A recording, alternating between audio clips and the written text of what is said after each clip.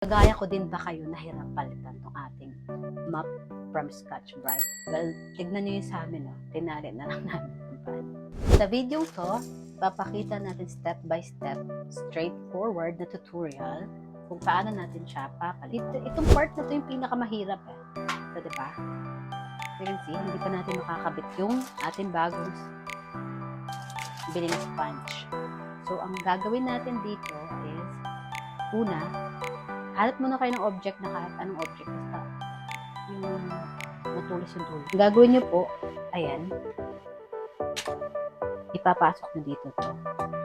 Ayan, sabay, iaangat at itutulak. Ayan, okay. Ayan, natanggal na siya. And next one is, ganun din, same procedure. Pasok mo dito.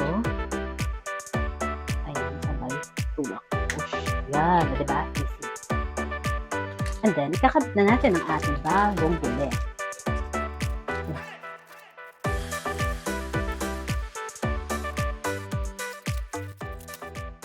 Tanggalan natin. Dito ang gagawin na. Kita nyo to, ito.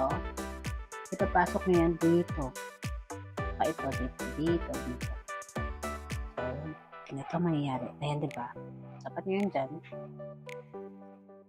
Tapat yun.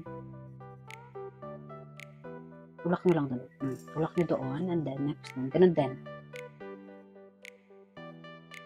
Pasok nyo nyo dyan. Okay, hila. Ayan, ang dali lang po, diba? If nagustuhan niyo po yung aking video, please like po. And if sa tingin niyo helpful, please subscribe na din. Thanks!